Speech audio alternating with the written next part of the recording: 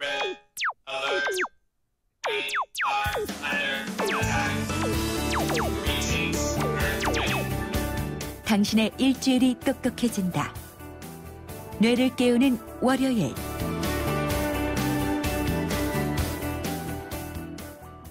네, 뉴스 정면 승부에서는요, 매주 월요일마다 뇌를 깨우는 시간 갖고 있습니다.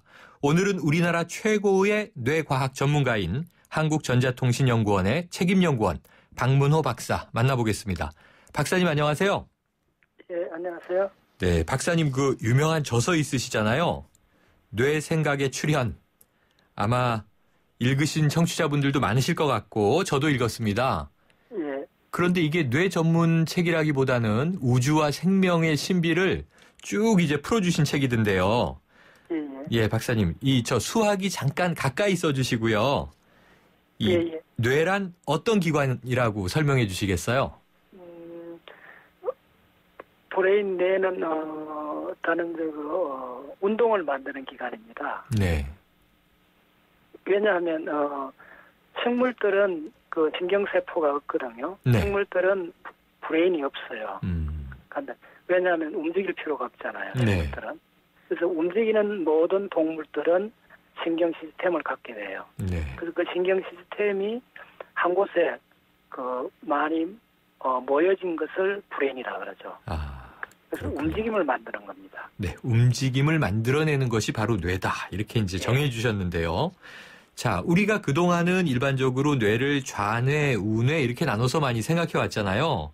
예. 그런데 이제는 앞뇌와 뒷뇌로 나뉘어서 생각해야 된다고 하던데요. 그럼 먼저 그렇죠. 네, 앞뇌에 대해서는 우리가 어떻게 이해를 하면 좋겠습니까? 앞뇌는 그 전두엽이라 그러는데 네. 그 전두엽 중에서 더 앞쪽에 있는 전전두엽은 우리의 그 비교, 예측, 추론, 판단을 하는 기관입니다. 네. 그래서 결국은 운동 출력을 만들어내기 위한 종합적 그 운동 프로그램을 만드는 곳이죠. 운동 프로그램을 만드는 곳. 예. 전두엽은 그 중에 가장 중요한 역할이 작업 기억이라는 역할이 있는데 네. 그것은 우리가 매 순간 환경에서 살아갈 때 매 순간 필요한 모든 동작을 명령하는 부위라 생각하시면 됩니다. 네. 그러면요, 박사님, 뒷뇌는 어떤 역할을 하나요? 예, 우리가 어떤 그 운동 출력을 내보낼 때 어떤 행동을 할 때 함부로 하지 않지 않습니까? 네. 우리는 감각 입력을 바탕으로 운동을 하지 않습니까? 네. 그래서 감각 입력이 들어와서 그걸 정보 처리를 하는 영역이 뒷뇌가 됩니다. 네. 그중에 이제 가장 중요한 게 시각이죠. 그래서 우리의 브레인, 그 뒤쪽 브레인의 거의 대부분 영역은 시각을 처리하고, 그 다음에 척도엽하고 연결된 일부는 청각을 처리하고, 네. 두정엽 쪽이라고 해서는 그 촉각을 처리합니다. 다양한 네. 감각을 처리하는 영역이죠. 그렇군요. 그러니까 감각을 통해서 들어온 각종 정보들을 처리하는 곳이다. 이렇게 말씀 그렇죠. 주셨습니다. 그래서 그 정보를 바탕으로 우리는 운동을 하게 되는 거죠. 네, 그렇군요. 정보와 운동에 연결해 주는 곳이 뇌인데 우리가 흔히 뭐냐면 감각 입력을 바탕으로 운동 출력을 내보낸다 이렇게 이야기하죠. 네. 그럼 우리가요, 이 뇌를 통해서 공부를 잘하고 싶어 하지 않습니까? 예. 그러니까 공부를 잘한다는 것은 뇌를 잘 활용하는 것이다. 이렇게 이해해도 그렇죠. 문제 없겠습니까? 그렇죠. 그러면 뇌를 어떻게 이용했을 때 우리가 공부를 좀 잘할 수 있을까요? 결국은 공부를 한다는 것은 우리가 초등학교부터 대학까지 공부하는 것은 어떤 학습 내용을 기억하는 거지 않습니까? 네. 그래서 기억한다는 말은 신경세포에 연접하고 있는 걸 시냅스라고 하는데 네. 그것들이 많이 형성되는 겁니다. 그래서 공부를 잘한다는 것은 좀 구체적으로 기억을 잘한다는 것하고 상당히 밀접한 관계가 있어요. 그렇군요. 예. 그러면 이제 그게 전부 다는 아닌데 네. 거의 상당한 부분이 중요한 내용들을 먼저 기억을 해야 됩니다. 네. 그래서 시냅스가 많이 생길수록 좋군요. 예. 네. 그러면 지금 말씀 주신 것처럼 공부를 할 때 이 기억도 중요하고요. 네. 또 우리가 뭐 이해를 잘하는 학생, 이해가 둔한 학생 뭐 이렇게 구분하기도 하는데 이 이해라고 하는 것과 기억이라고 하는 것은 뇌에서 어떤 개념인가요? 선후관계입니다. 선후관계. 네. 그렇죠. 먼저 기억된 양질의 학습된 정보가 있어야만이 그 기억된 각각 정보를 우리 브레인에서 서로 연결을 합니다. 네. 서로 연결했을 때 그 각각의 먼저 학습한 정보들 사이에 연결망 속에서 이해라는 새로운 차원이 발현되는 겁니다. 네. 그래서 이해는 함부로 이해되는 것이 아니고 기억이 숙성되는 과정이라 생각하시면 됩니다. 네. 기억이 숙성되면서 A라는 기억하고 B라는 기억하고 다른 기억들끼리 서로 연결되면서 기억의 새로운 더 깊이 있는 차원이 발현되는 거죠. 그렇군요. 그래서 우리가 다른 사람 말을 이해했다는 거는 구체적으로 그 사람이 그 주장한 내용들을 내가 그 전에 경험했는 내 기억하고 그 사람의 그 이야기를 오버랩했을 때 공통 부분이 있을 때 그 사람 이야기를 이해했다고 하는 겁니다. 네.